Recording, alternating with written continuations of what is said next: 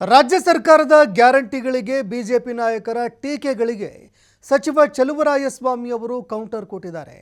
ಗ್ಯಾರಂಟಿನೂ ಕೊಡ್ತೀವಿ, ಅಭಿವೃದ್ಧಿಯನ್ನು ಮಾಡ್ತೀವಿ.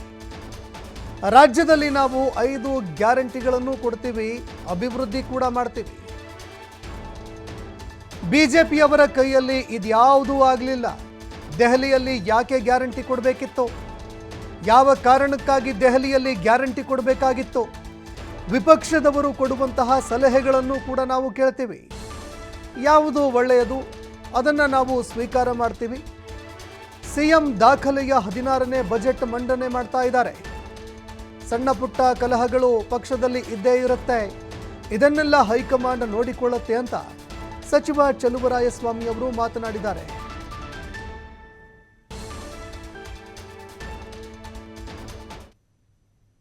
ಅಲ್ಟಿಮೇಟ್ ಗ್ಯಾರಂಟಿ ಕೊಡಬಾರ್ದು ಅಂತ, ಗ್ಯಾರಂಟಿನೂ ಕೊಟ್ಟು ಅಭಿವೃದ್ಧಿನೂ ಮಾಡ್ತಾ ಇದ್ದೀವಿ. ಅವ್ರ ಕೈಲಿ ಗ್ಯಾರಂಟಿನೂ ಕೊಡೋಕ್ಕಾಗಲಿಲ್ಲ, ಅಭಿವೃದ್ಧಿನೂ ಮಾಡೋಕ್ಕಾಗಲಿಲ್ಲ. ಅದರಿಂದ ನಾವು ಮಾಡೋಕ್ಕಾಗದೇ ಇರೋವಂಥ ದೊಡ್ಡ ಪ್ರಮಾಣದ ಗ್ಯಾರಂಟಿ ಕೊಟ್ಟವ್ರೆ. ಅದು ಹೆಂಗೆ ಡೆಲ್ಲಿನಲ್ಲಿ ಇವರ ಮೋದಿ ಅಮಿತ್ ಶಾ ನಾವು 2,000 ಕೊಟ್ಟದ್ದು 3,000 ಕೊಟ್ಟವ್ರಲ್ಲ. ನಮ್ಮ ಸರ್ಕಾರ ನಾವು ಹೇಗೆ ಮಾಡಬೇಕು ಅನ್ನೋದು ನಮಗೆ ಅನುಭವ ಇರ್ತಕ್ಕಂಥವ್ರು ಮುಖ್ಯಮಂತ್ರಿ ಇದ್ದಾರೆ, 100 ವರ್ಷ ಇತಿಹಾಸ ಇರ್ತಕ್ಕಂಥ ಪಕ್ಷದ ಹೈಕಮಾಂಡ್ ಇದೆ. ಜನರ ಅಭಿಪ್ರಾಯದಂತೆ ನಾವು ಮಾಡ್ತೀವಿ. ವಿರೋಧ ಪಕ್ಷದವರು ಹೋರಾಟ ಮಾಡೋಕ್ಕೆ ಅವಕಾಶ ಇದೆ, ಪ್ರತಿಭಟನೆ ಮಾಡಲಿ, ಹೋರಾಟ ಮಾಡಲಿ, ಅಪೋಸಿಷನಲ್ಲಿ ಕೂತ್ಕೊಂಡು ಪ್ರಶ್ನೆ ಕೇಳಲಿ, ನಮ್ಗೆ ಏನಾದ್ರು ಸಜೆಷನ್ ಕೊಡಲಿ, ಅದಕ್ಕೆಲ್ಲ ಸ್ವಾಗತ ಇದೆ. ನಾವು ಅವ್ರಿಗೆ ಕೊಡೋವಂಥ ಸ್ವಾಗತವನ್ನು ಭಾಳ ಆರ್ಟ್ಫುಲ್ಲಿ ತಗೋತೀವಿ. ಯಾವುದು ಸರಿ ಇದೆ ಅದು ಮಾಡೋಣ, ಅದೆಲ್ಲ ಹೈಕಮಾಂಡ್ ಪ್ರಶ್ನೆ.